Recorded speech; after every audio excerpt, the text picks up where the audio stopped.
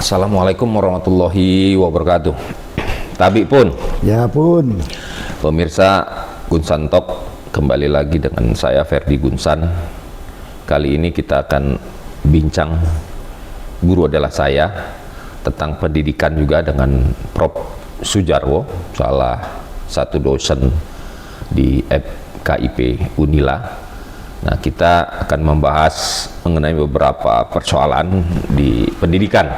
Ini terutama partisipasi masyarakat dalam pendidikan. Kali ini judulnya partisipasi masyarakat dalam pendidikan ya, Prof. Ya, kita nggak perlu kenalan lagi ya. Sampainya sudah seringnya nggak, Prof. Iya. Nah, seperti apa, Prof? Ini kan di pendidikan ini banyak problem, banyak apa, terutama kata-kata uang sekolah. Sekolah itu udah gratis loh. Tapi kok ada uang komite? Oh, itu bukan uang sekolah katanya. Tapi itu adalah kesepakatan. Tapi apakah itu sepakat atau enggak? Menurut saya sih nggak sepakat. Silakan, Prof. Apa ininya? Terima kasih. Sebenarnya kalau kita bicara komite sekolah, kita jangan terjebak dengan komite adalah uang. Komite adalah uang. Ya, Oke. itu salah sekali. Ya, salah sekali. Kenapa saya katakan salah? Karena tujuan dari dibentuknya lembaga komite sekolah itu adalah sebagai mitra sekolah, dalam hal ini adalah himpunan orang tua yang untuk membantu proses pembelajaran guna meningkatkan mutu pendidikan. Itu yang harus kita pegang. Esensinya itu di situ, meningkatkan mutu dengan menyertakan partisipasi orang tua. Nah, berarti bahwa peran di sini itu peran aktif dari orang tua, bukan peran uang. Peran aktif ya? Ya, bukan peran uang. Bukan perang picis ya? Oh ya. Nah, ini persoalannya yang menurut saya perlu kita luruskan. Ya. Kenapa kita luruskan? Karena implementasi di lapangan komite itu adalah uang. Ya. Komite itu adalah uang. Dan persetujuan itu seperti terselubung, jadi nggak semua bisa diundang atau nggak semua sengaja diundang wali-wali itu. Itu teknis di lapangan. Dalam konteks ini teknis di lapangan dalam arti strategi untuk mengabulkan sesuatu, walaupun sepakat untuk tidak sepakat. Nah, ini juga sepakat untuk tidak sepakat. Ya. Ya, ini harus kita garis bawahi itu. Tapi sekali lagi, uang itu bukan dilarang, tapi itu salah satu bentuk saja. Jadi salah satu bentuk dari sekian banyak bentuk partisipasi yang lain. Pertanyaan saya, kalau uangnya sudah ada partisipasinya keuangan, ada nggak partisipasi yang lain? Ini kaitannya dengan image masyarakat terhadap pendidikan itu sendiri.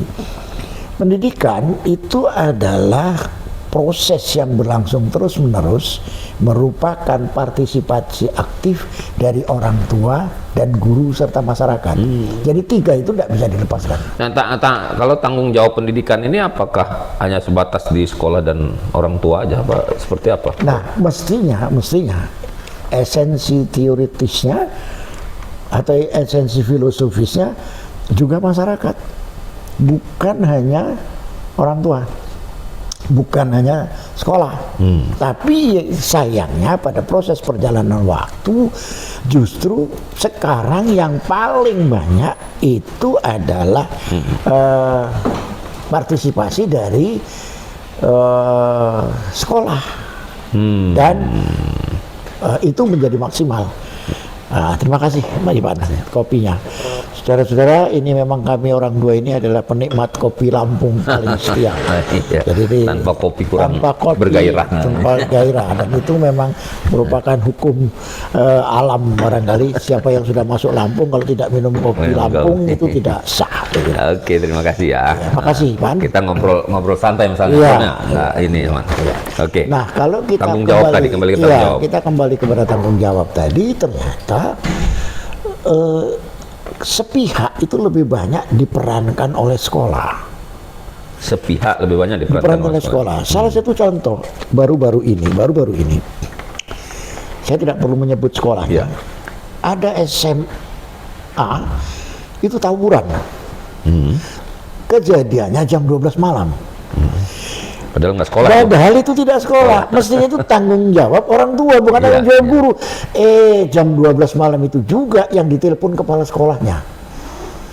Untung kepala sekolahnya ini baik, masih mau mendatangi polisi.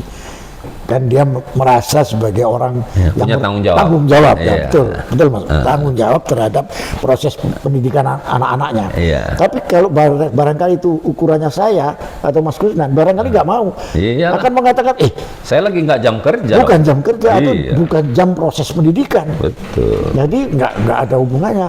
Ini adalah proses masyarakat. Iya. Nah, orang tua tidak mau menerima itu yang seperti itu. Wah, ini kan salah besar. Betul. Ini salah besar. Belum lagi masalah kalau ini, mohon maaf, ada juga sekolah karena saking besarnya SMA itu kan ada tipe A yang 1000 murid. Bayangkan 1000 orang datang di tempat yang sama. Pada waktu yang bersamaan. Bayangkan kreditnya seperti apa.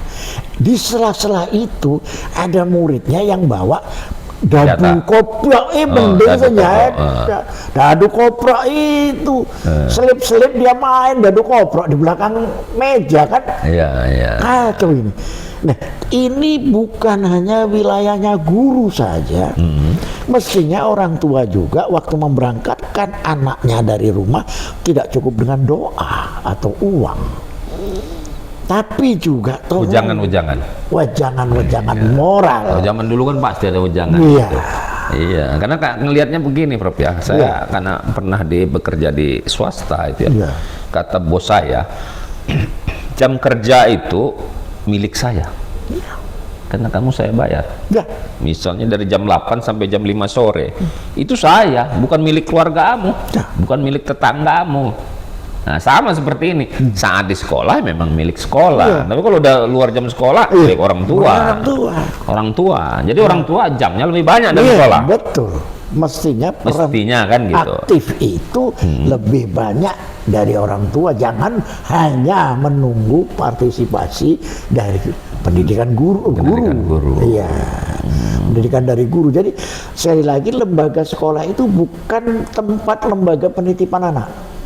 Tapi gimana gini ya Prof, ini kan banyak saya temukan juga nih di sekolah-sekolah kawan nih, bahwa anak-anak yang nakal, anak-anak yang nakal dan brutal, dia bisa bawa arit, bisa bawa rantai, gitu ya. Betul. Itu rata-rata mereka itu dari keluarga yang bermasalah.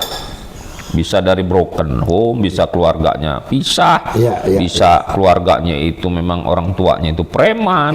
Nah, jadi anak itu cuma disuruh sekolah tapi tidak dibimbing.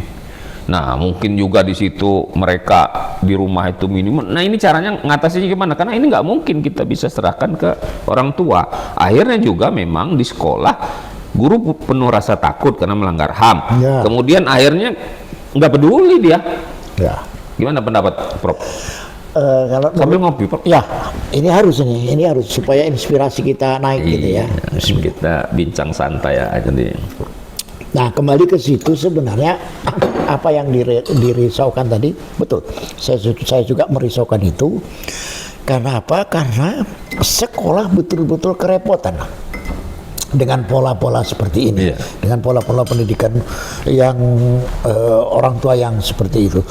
Cuman jangan kita juga harus berhenti di sana. Nah, tentu kita harus memiliki strategi-strategi tertentu, terutama di guru bimbingan konseling, guru BK-nya atau guru BP-nya di sekolah itu yang harus bisa menangani orang-orang seperti ini. Memang sih tidak banyak, satu kelas itu mungkin hanya satu. Tapi semua. Tapi pengaruhnya tinggi. Satu ini sama dengan nila setitik, dia bisa merusak sistem yang ada. Gitu. Karena guru nggak bisa ngasih sanksi. Betul. Itu problemnya. Problemnya dia tidak bisa mengasih sanksi, tapi bisa memberi solusi. Nah ini, di sini diperlukan metodologi pembelajaran yang efektif, terutama guru bimbingan konseling melakukan kansel terhadap orang-orang seperti ini yang berkebutuhan khusus seperti ini mendapatkan prioritas. Nah, tentunya pihak sekolah tidak bisa bekerja sendiri. Di situ peran masyarakat. Peran masyarakat kunci utamanya justru di situ. Contoh peran masyarakat umpamanya. Nah, kita harus bisa memberitahu melewati siapa tetua di kampung itu. Bukan hanya RT, barangkali itu ketua tokoh masyarakat ya, tokoh masyarakat yang ada di situ. Yang bisa kita libatkan, kita ajak ngomong dengan ini. Nah, tentunya juga kepala sekolah jangan setelah ini diserahkan kepada guru BK lepas tangan. Tidak bisa, karena mereka ini bisa keluar manakala ada izin dan kebersamaan dengan kepala sekolah. Nah, itu menurut saya. Dan ini saya senang sekali sekarang. Saran saya beberapa puluh tahun lalu itu masih dijalankan, dan saya melalui forum ini terima kasih kepada Kepala Dinas Pendidikan Provinsi yang masih memelihara marwah ini dengan cara mewajibkan sekolah-sekolah itu ada upacara hari Senin. Bagus itu upacara itu biar apal juga Pancasila. Ya, kedisiplinannya dan itu tadi kasus Pancasila itu yang kita pernah bicarakan. Terus biar tahu juga anak-anak yang kondisinya lemah, pingsan. Betul. Kemudian yang paling esensi adalah bekerja sama dengan masyarakat, dalam hal ini pemerintahan setempat, seperti manggil Pak Camat jadi pembina upacara, kemudian memanggil Kapolsek, menjadi paling tidak. Ini mengangkat marwah sekolah itu. Dan ini bentuk keterlibatan luar biasa. Tinggal saya usulkan melalui forum ini, jangan itu saja. Jangan itu saja. Bila perlu ada mata pelajaran khusus. Tambahan. Bukan, mata pelajaran khusus yang topiknya melibatkan masyarakat setempat. Contoh, ada ekstrakurikuler mengajar tapis umpamanya ya. Ya jangan paksakan gurunya lah. Coba orang ahli tapis di masyarakat setempat diundang untuk 1-2 kali pertemuan. Terus bisa dilihat itu partisipasi. Ini yang tertarik, ini yang nggak tertarik. Betul. Yang nggak tertarik nggak boleh diterusin. Jangan dipaksa. Mungkin dia tertarik sama yang lain. Betul. Nah ini, atau lagi ada yang mohon maaf, kalau kita di Lampung ada cetik Lampung itu lama-lama nanti hilang. Kalau nggak kita lestarikan.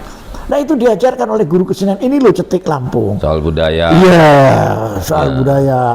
Atau soal bahasa juga diajak ngobrol, jangan kaku satu arah. Betul. Ngobrol kayak kita gini. Nah, itu menurut saya penting. Itulah bentuk komite yang diharuskan. Bukan komite ngumpulin duit, bagi-bagi duit. Buat bangun itu boleh, itu nggak salah.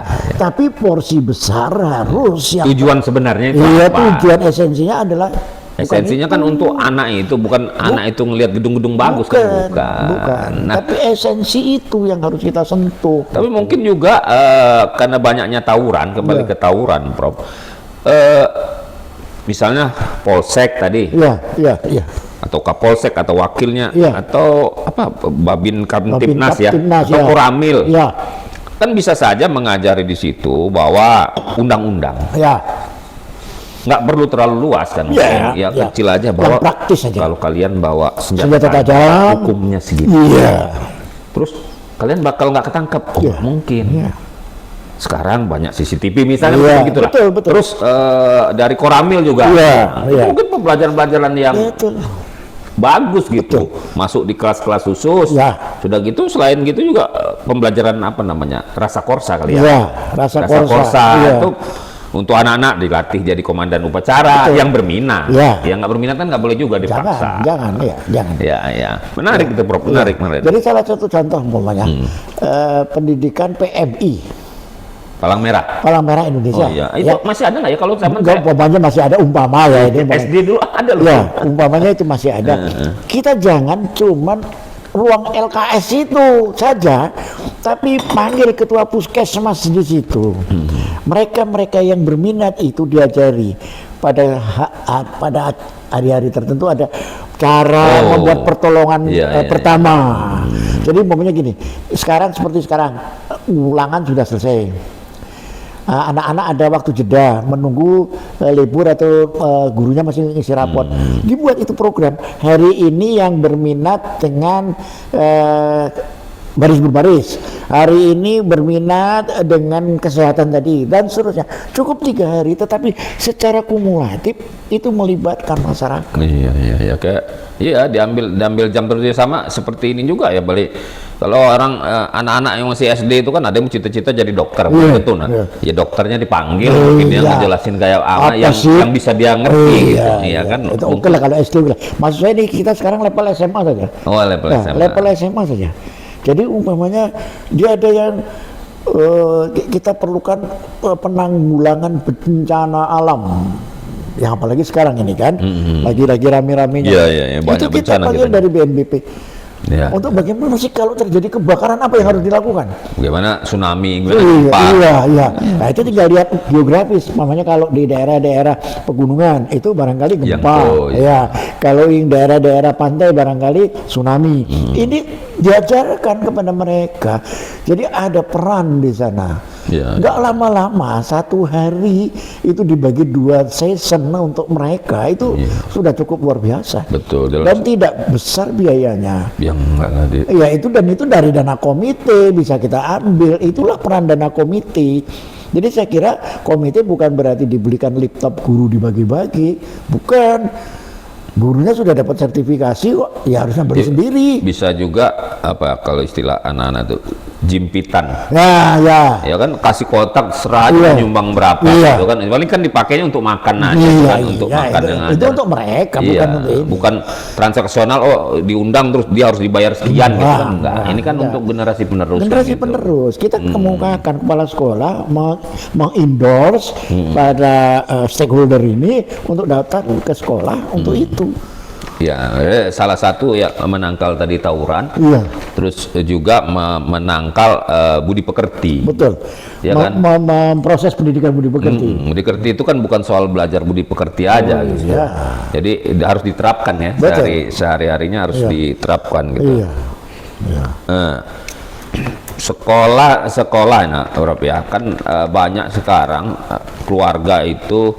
Anggota keluarga apalagi yang muda-muda yang anaknya SD terus mau menjelang SMP gitu, SD lah terutama, dia maunya rata-rata masuk di tempat yang mewah atau yang dilihatnya itu sangat top, luar biasa, dengan cara apapun dia paksa itu masuk, mau menyogok, mau melalui kekuasaan atau melalui apa, nyogok. Itu sebenarnya bermanfaat nggak sih bagi si anak itu, Bro? Sebenarnya gini, saya tidak bicara SD SMP ya. Barangkali di sana masih tidak terlalu signifikan. Yang signifikan itu SMA. Karena mereka tujuannya mau kuliah. Ya, sehingga dia mau berupaya semaksimal mungkin mendapatkan sekolah yang unggul dalam tanda petik, dalam tanda petik dalam konsep mereka, sehingga melakukan apa saja untuk memenuhi hasrat itu. Jadi menurut saya ini syahwatnya orang tua yang untuk sekolah, bukan kebutuhan anaknya. Iya, sama aja kayak kedokteran. Iya, kedokteran itu krusial menurut saya. Mau menilai orang sakit. Ya kan gitu. Jadi kalau itu mau nilai itu kalau dia nggak lulus tes ya harusnya nggak usah gitu loh. Kalau nggak standar, karena kan nanti salah duga juga gitu. Ya kan gitu. Bukan mungkin bidangnya tempat lain gitu. Dan itu bukan hanya kedokteran saja. Di tempat lain juga seperti itu. Bayangkan aja kalau orang masuk pendidikan kesenian bukan memang ahli seni. Nah, pales semua itu. Suruh main piano, paksa. Kan banyak juga tuh karena ngelihat orang itu anak-anak kecil bisa main piano, orang tuanya yuk les piano, padahal anak itu nggak suka. Sama dengan SMA, dia nggak mau masuk ke SMA IPA, tapi karena orang tuanya yang sekolah paksa. Jadi bukan anaknya. Sahabat orang tuanya, kamu harus IPA, kamu harus anu. Nah, anak yang jadi korban. Saya ingin cerita beberapa tahun yang lalu.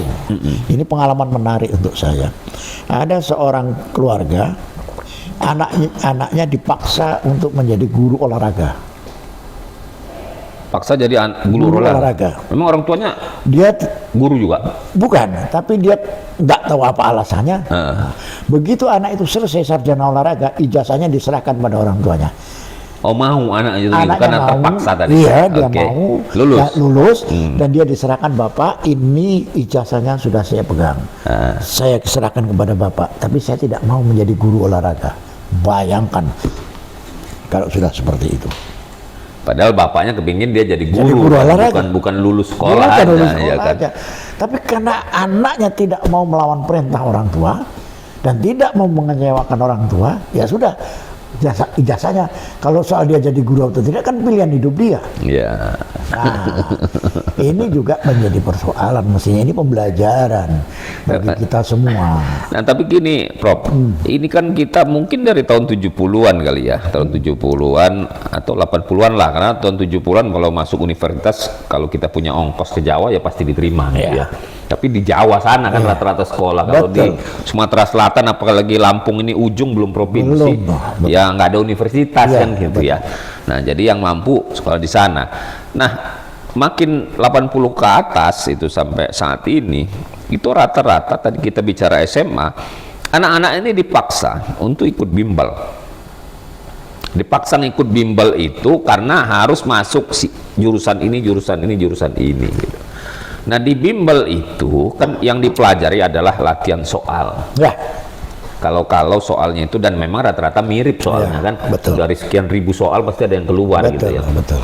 Nah, anak-anak ini kan tidak dididik untuk mengerti dan harus menggunakan secara logik apa pelajarannya itu. Ya. Gitu. Nah, gimana ini Prof, mengatasi seperti ini? Apakah itu sudah memang, kalau kata Prof ini udah benar-benar benar nih, karena nggak bisa dirubah jadi budaya kan, Prof? Oke, ini sudah menjadi sesuatu yang kronis dari tahun 80-an itu kronis, karena tahun 70-an masih skalu, segala, iya, masih perintis. skalu, masih perintis, itu memang rata-rata tidak kenal yang seperti itu. Iya. Memang harus ya otaknya itu betul, harus ya, tes. tidak ada yang namanya bimbel dan segala macam. Sebenarnya bimbel itu nggak salah. Iya, nggak ada yang Bimbelnya nggak salah. Dia nyari kesempatan di bidang Dia itu, mencari kesempatan dalam konteks bisnis, ya, dalam konteks bisnis. Dalam konteks bisnis. Yang salah itu yang memerlukan bimbel itu. Ya. Nah, karena itu sebenarnya bukan, menurut saya nggak tepat disebut bimbingan belajar. Bukan bimbingan belajar ya. Bukan sebenarnya. Bimbingan apa tuh? Bimbingan lulus. Bukan, latihan mengerjakan soal, exercise ya. Jadi hanya exercise ya, hanya exercise. Ngelihat pola soal. Ya, jadi kan exercise. Oh, kalau polanya begini, ini kecenderungannya ini saja. Iya. Kalau pola ini kecenderungannya ini saja. Nah, itu yang menjadi exercise dia. Dan kenapa? Barangkali Mas Gusman masih ingat, inilah yang disebut dengan trial and error dalam filsafat. Dalam filsafat trial and error. Trial and error. Jadi semakin sering orang melakukan trial and error, maka peluang untuk salah semakin kecil. Jadi sama dengan kita nyopir mobil, belajar sopir, itu trial and error itu. Nah, akhirnya pembelajaran yang model seperti ini membuat kita terjebak dalam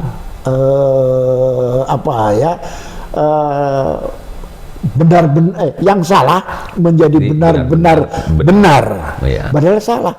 Jadi sama halnya kita yang waras masuk ke rumah sakit jiwa. Yang jadi gila itu kita, bukan yang mereka gitu. Apa ini karena persoalan, Prof? Apa ini karena persoalan? Kalau menurut guru, wajar sajalah dia ikut bimbel karena kurang waktu belajar di sekolah. Jam pelajarannya itu kurang katanya. Saya nggak menyalahkan, memang faktanya itu sekolah dibebani oleh sejumlah kurikulum. Kalau latihan seperti itu kan hanya cuman disiplin ilmu, cuma matematik, bahasa Inggris, cuman itu saja, IPA, cuman yang begitu. Empat masalah, seperti ujian nasional. Ujian nasional. Nah, apa mata pelajaran yang di depan, ya itulah yang diajarkan. Nah, kalau sekolah kan bukan tempat latihan seperti ini, tapi itu tempat berproses suatu pendidikan. Nah itu, jadi saya tidak menyalahkan kalau yang ingin masuk sana silakan saja, sah-sah saja, itu dia salah satu upaya untuk masuk. Bukan karena perlu jam pelajaran ditambah. Tidak, jangan. Beban kurikulum sudah terlalu berat. Tapi justru saya sarankan, Kenapa tidak sih kesempatan ini diberikan saja kepada guru-guru sekolah itu? Yang Apanya? dia tahu karakternya. Bimbelnya. Iya. Tapi kan kalau di guru tuh kan ada asumsinya kan rata-rata juga orang tua. Kalau dia supaya nilainya bagus nih. Ini bukan setelah ini lulus ya. Ya. Ya, bukan after ya. Ya, Ini before. before. Ya, jadi yang sebelumnya itu di sekolah ini untuk supaya nilainya gede. Ya. Rata-rata orang tua mungkin bukan rata-rata lah, kita anggap ada sebagian itu udah bimbel di sini sama guru ini aja. Dan ada guru yang memang nggak bimbel dipaksa bimbel supaya nilainya lulus. Itu yang mau saya bicarakan. Oke. Nah, itu yang mau saya bicarakan. Nah, tetapi dalam perjalanannya ternyata ini menjadi devian. Menjadi devian. Nah, ini perilaku devian. Saya tidak menafikan ada guru-guru SMA yang kelakuannya begini. Kita nggak menafikan. Iya, ada iya, kelakuan guru-guru SMA yang begini. Iya, iya. Ini devian. Tapi maksud Sebagian, saya, nggak semua. Iya, enggak semua. Iya. Makanya namanya devian. Devian. Tapi daripada itu menjadi devian, kenapa tidak dilegalkan oleh komite? Ya, tapi dibimbing. Iya. Atau ada job disk-nya lah. Ada jobnya, ada fasilitasnya, dan oleh komite dilegalkan. Bagus tuh, Prof. Ya, jadi anak nggak usah lari-lari cari ke sana, cari ke sana. Jadi dia bisa mengatakan setiap hari apa, umpamanya Minggu atau Sabtu katanya yang sekolahnya cuma hari Jumat. Sabtu dari jam 8 sampai jam 12. Itu untuk bimbel ini, bimbel ini. Nah, cuman ada juga kelemahannya sistem ini yang perlu diwaspadai oleh kepala sekolah. Guru-guru yang tidak kebagian itu, mata pelajaran itu, menjadi terbangun rasa iri. Mata pelajaran yang wajib, Wajib, ini. iya. Ya, itu yang problemnya, kita selalu melihat mata pelajaran Iya. wajib. Ya harusnya ya, itu ada baiknya ya sekolah. Cuman kan akhirnya guru juga berkompetisi. Kalau guru yang nggak bisa ngajar atau dia nggak memahami ilmu yang dia ajar, kan dia juga akan terbuang juga kan di situ. Iya kan dia Iya. berkompetisi Betul. juga. Jadi yang bisa ini. Nah, tapi bagaimana apa namanya para guru-guru ini menyikapi seperti ini? Dia mendapatkan keuntungan. Bukan keuntungan ya, Bukan. tambahan lah Tambahan. ya. Tambahan lah dari situ. Iya. Dan ada kemungkinan, tapi ini ya namanya trial and error ya. Iya. Ada kemungkinan juga di akhirnya memaksa, merekayasa pengajaran itu menjadi lebih sedikit biar orang ikut bimbel. Oh, enggak, bukan begitu. Itu kalau guru yang mengkoordinir. Oh, Ini oke. jangan guru dikasih kesempatan mengkoordinir. Komite tadi. Komite dia dia mengumumkan barang siapa yang ingin belajar tambahan untuk mata pelajaran ini, begitu caranya. Nah, di guru jadi ada persaingan sehat. Dan Persaingan sehatnya begini, guru-guru yang nggak mampu minggir duluan dia. ya berarti di komite itu harus ada tatipnya, ada Tatip, tata tertibnya. iya, Selama tata. ini kan nggak ada. Nah, itu Tiap itu ganti, Ya. diambil orang yang paham dengan kepala sekolahnya. Nah. Itulah yang disuruh jadi ketua komite. itu persoalan. Kemudian yang Ya. berikutnya yang juga tidak kalah pentingnya adalah bagaimana guru-guru, mohon maaf, yang tidak terlibat di situ juga kecipratan. Ya. Ya, tapi tidak sebesar mereka yang berdiri di muka kelas. Jangan kaget. Ya, bisa juga kan gini. Kan harus juga ada subsidi silang. Nah, iya. Kita misalnya di kota. Iya. Banyak jalur masuk kalau di SMP ke bawah ini kan kekuasaannya di kota ya, Kota. bukan di provinsi Ya. ya. Kalau SMA, SMK di provinsi. Ya. Banyak jalur masuk yang melalui bina lingkungan, Ya. gratis setelah disurvei gitu. Nah, itu quote and quote rata-rata kan jadi penggunaan semua harus gratis gitu. Nah, ketika dia masuk ke sini menjadi wajib atau pingin ngikut, pasti harus ada subsidi silang. Ya kan gitu, Ya. karena nggak setelah disurvei ulang, mungkin harus survei ulang karena kan survei yang pertama masuk sekolah gitu belum tentu 100% betul gitu. Ada yang menggunakan wilayah itu untuk masuk di sini, masuk di satu sekolah itu gitu, pakai jalur itu. Ada yang ngambil jalur zonasi. Ya. Tapi jangan lupa, kita kembali ke awal tadi. Jangan lupa, satu kelas itu tidak semua kan ingin masuk perguruan tinggi. Ya, Ya nggak usah dia ikut bimbingan belajar itu. Ya, betul. Nah ini kita ini kan Prof, Ya. kan ada, nggak tahu kalau universitas negeri ya. Kalau swasta itu saya pernah lihat dulu anak saya terus kawan-kawan yang lain itu ada jalur PMDK. Masih dia SMA itu kelas 2 atau mau naik kelas 3 dapat surat, nggak tahu dari mana, itu sudah ngerti lah pokoknya dari STT Telkom misalnya. Dapat surat Anda diterima dengan sini dengan biaya yang termurah, silakan Anda daftar. Nah, definisi PMDK, penelusuran minat dan bakat ini, akhirnya menurut saya dari kacamata luar ini, bukan kacamata pendidik, definisi ini hanya pembenaran. Karena minat dan bakatnya nggak ditelusuri di situ. Kampus ini cuma dagang juga gitu. Betul, saya sampai hari ini masih mendengar itu dilakukan oleh perguruan tinggi swasta. Iya. Untuk narik. Ya, untuk menarik itu. Iya. Biasanya sekolah-sekolah favorit dalam tanda petik quote and quote tadi Iya. di daerah, dia akan kirimi surat dan lain sebagainya dan Iya. segala macam cara. Itu boleh-boleh saja dari segi strategi marketing, Iya. dari segi marketing. Tapi janganlah menggunakan istilah PMDK. PMDK. Jadi PMDK-nya itu jangan disalahartikan. Ya terang-terangan saja, kami mensurvei Anda Ya. dari nilai ini, maka Anda layak masuk ke tempat kami tanpa tes. Kenapa nggak begitu? Tidak usah pakai jalur-jalur PMDK dan segala macam. Iya, karena saya sedikit protes juga pernah saya lihat. Bukan hanya jenengan yang protes, saya juga protes. Karena Apa sih kemampuan dia? daya itu. Terus setelah kita melihat kemampuan si anak, kita balik lagi. Sekolah ini hebat lah, Nah, gitu kan gitu ya. iya. Akhirnya kita coba cross check, Ya. mencari pembenaran gitu. Betul. Bener nggak sekolah ini gitu? Dan mohon maaf, Bagus nggak? Gitu. mohon maaf, akhir-akhir ini malah ada fakultas-fakultas favorit di swasta yang menggunakan cara itu. Ya. Dan dia sudah mematok sekian dananya.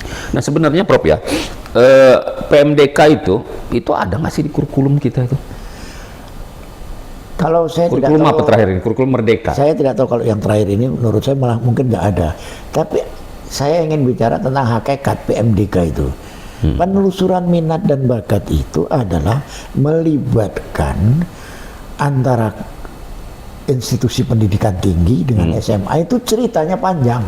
Dulu namanya IPB, Institut Pertanian Iya, itu Bogor. sering juga PMDK Oh dulu. itu dulunya Iya. masih Profesor Sitanal Arsad Iya, jadi iya. dekan rektor pertama di Unila. Iya. Itu mengtrace itu. Jadi sekolah-sekolah yang favorit memang betul-betul PMDK-nya itu bener gitu loh. Nah, cuma di ujung-ujung perjalanan barangkali banyak pengkolan yang harus dilalui. Nah, itu Iya, pengkolnya terlalu jauh gitu. Ya berarti ini nanti kita berikutnya kita bahas khusus saja PMDK ini. Iya, boleh. Ya kan boleh. karena PMDK ini kalau kita kiblatnya kepada negara urutan pisah gitu, Iya. atau negara yang menjalankan itu sukses adalah Finlandia. Finlandia, Ya betul, kan, betul. lulusan minat dan bakat. Iya. Nah, tapi definisi minat dan bakat ini benar gitu, nggak dipaksa Iya. dengan 4 mata pelajaran Wah, itu. betul. Ya dia mau jadi pelukis, Oh, sono. iya. Dan itu seperti kita juga wajib sekolah 9 tahun. Iya. Kita ada wajib sekolah 9 tahun, tapi untuk 9 tahunnya itu apa-apa kan nggak ini. Tapi nggak begitu juga sebenarnya. Saya melihat justru Indonesia lebih kreatif. Kreatif memvariasikan makna PMDK. Kreatifnya ya, realisasinya yang. Oke, ini waktunya sudah lumayan panjang, Prof. Ya, kalau ini nanti Terima kasih. biar bosen juga kan. Iya, Nanti betul, berikutnya kita bahas yang lebih detail Ya, lagi, yang oke. dengan bahan yang lebih banyak. Iya. Mungkin ada closing statement nggak? Oke, terima kasih. Saya berharap dari tampilan video kali ini masyarakat menjadi paham bahwa sebenarnya tanggung jawab pendidikan itu bukan hanya pada sekolah, dalam hal ini guru dan kepala sekolah saja, tetapi juga tanggung jawab masyarakat semua dalam konteks untuk memanusiakan manusia Indonesia. Assalamualaikum warahmatullahi wabarakatuh. Oke pemirsa Gun Santok, di program acara Guru Adalah Saya sudah dapat kita tarik benang merahnya bahwa tanggung jawab pendidikan itu bukan saja di sekolah, karena jam sekolah itu memang tanggung jawab guru, tapi lewat dari itu adalah milik orang tua atau keluarga ataupun milik masyarakat. Jadi ayo kita coba kembali kepada kitanya guru itu seperti apa, dia wajibnya cuma di situ. Jangan kita percayakan sepenuhnya pada mereka, mereka juga punya beban yang banyak. Di acara berikutnya nanti kita akan lebih detail di Guru Adalah Saya, program-program apa, dan jika ada yang perlu dipertanyakan silakan ditulis di kolom komentar. Saya mohon maaf Prof kalau ada kata-kata saya yang salah. Dan kepada pemirsa Gun Santok, saya juga mohon maaf kalau ada kata-kata kami yang nggak berkenan di pemirsa. Wabillahi taufiq wal hidayah. Wassalamualaikum warahmatullahi wabarakatuh. Waalaikumsalam.